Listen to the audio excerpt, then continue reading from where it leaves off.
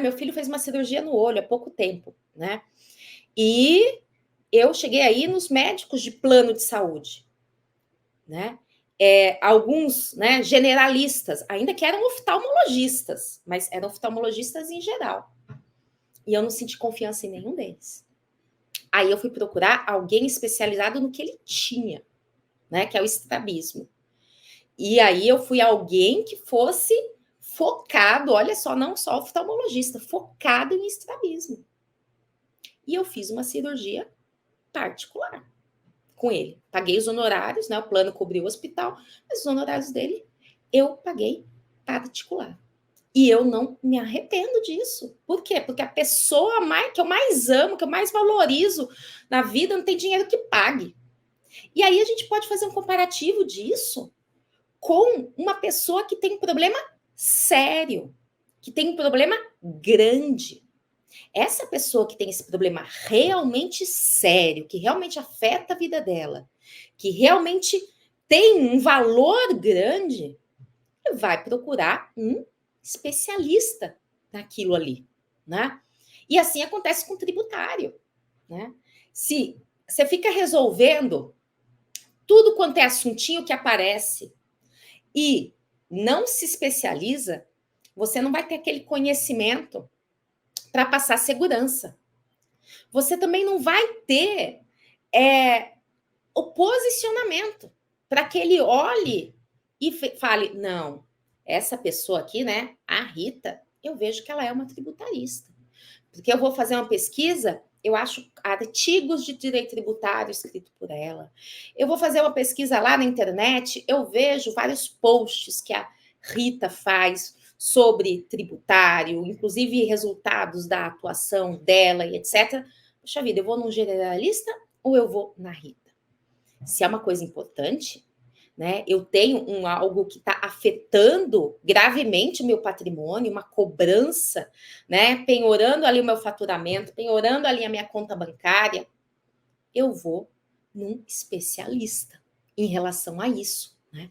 Então, quando você se deixa levar por esse ponto de ser generalista, parece que essa é a solução para os seus boletos.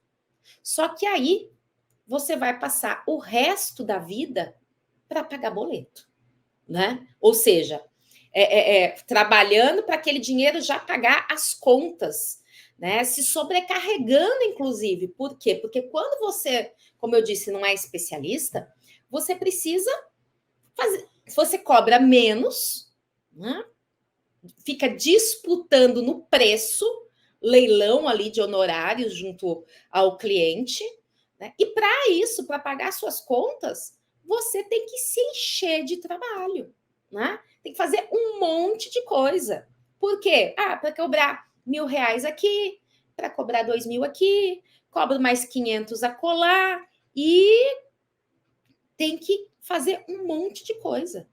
Inclusive audiências, né? Inclusive ir até a ser criminal, ir até a delegacia, passa o dia lá na delegacia para resolver alguma pendência, alguma coisa. Então, tudo isso vai fazendo com que você vá se afastando cada vez mais de uma advocacia de sucesso, né? Por quê? Porque você está pensando que você tem que aceitar qualquer coisa para pagar os seus boletos. Só que aí, a longo prazo, você vai passar a vida pagando boleto, apenas isso, né? Agora, se você se especializa, né? Isso vai gerar um reconhecimento que vai possibilitar que você saia da mera sobrevivência que é de pagar boleto para algo que seja trabalhar com menor quantidade de processos e de valores maiores, né? Então, você não vai precisar ficar de manhã até a noite fazendo processos, fazendo audiência, indo lá na delegacia para conseguir sobreviver. Não, você consegue valores maiores. Então, com um processo, você consegue valores que levaria 10 processos gerais ou até mais do que isso para conseguir. Então, vamos pensar nessa mentalidade de Longo prazo. Mas como é que eu faço, professora? Porque no final das contas os boletos vencem e eu tenho que pagar boleto. Mas e se eu te disser que dá para você pagar esse boleto escolhendo ser especialista? Isso mesmo. Por quê? Porque se você se especializa, e quando eu falo se especializar, o que a gente pensa normalmente? Fazer um curso de especialização. E aí talvez venha até essa ideia que mencionam, tem que pegar de tudo, não dá tempo de se especializar, não. Porque é um curso de especialização, se for um bom curso, eu sei que tem curso aí que em 6 meses você já tira seu título e você não aprende nada, né? Mas um bom curso de especialização de pós-graduação é aquele que dura 2 anos, essa é bem a verdade, porque aí vai bem detalhado. Se você esperar 2 anos, ou até 1 ano, vamos fazer em 1 ano, fazer 1 ano para eu começar a advogar nessa área que eu estou querendo ser especialista, aí realmente os boletos vão vencer, né? E eu tenho que pagar aqueles boletos. Só que quando eu falo que você vai se especializar independente do título de especialista, né? Você vai se especializar em termos de conhecimento, né? E você, inclusive, se for no tributário, que é o que eu oriento aqui os meus alunos, fala assim, mas eu posso falar que eu sou um especialista se eu não tenho curso de especialização? Mas você pode falar que você é um tributarista. Ao falar que você é um tributarista, você já está evidenciando a sua especialidade sem levar ninguém a um erro de achar que você tem um curso de especialização, tá? Se você não tiver esse curso. Mas o que eu estou querendo dizer?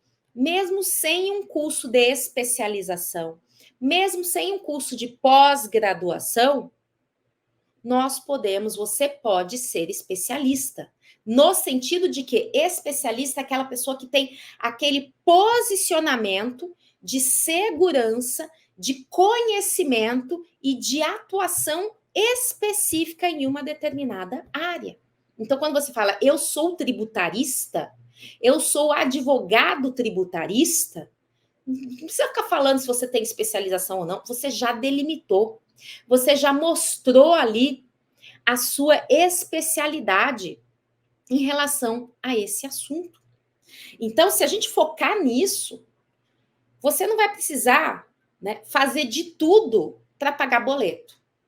Inclusive, né, a gente tem aqui alunos do curso Você Tributarista, pessoas que fizeram aí há alguns dias o nosso treinamento Advogue no Tributário, e é possível você já começar a estudar o tributário e já começar a atuar no tributário, né? Então, você não precisa esperar, que é o que eu sempre recomendo, fala assim, para eu me considerar um especialista em tributário, um advogado tributarista e focar nessa área, bom, vou ter que passar 2 anos estudando, vou ter que esperar eu conhecer tudo, né, a respeito desse assunto. Não vai. Você escolhe um tema e você foca nesse tema para que você possa advogar nessa área, para que você já possa conquistar os clientes. Então, você vai, ao mesmo tempo, ser especializado e ir pagando boleto, né? E por isso que eu falo, não é que você vai ficar a vida toda com um único cliente. Não. Você vai ficar um começo com uma tese e que vai aplicar para um cliente e que vai se replicar para outros clientes, né?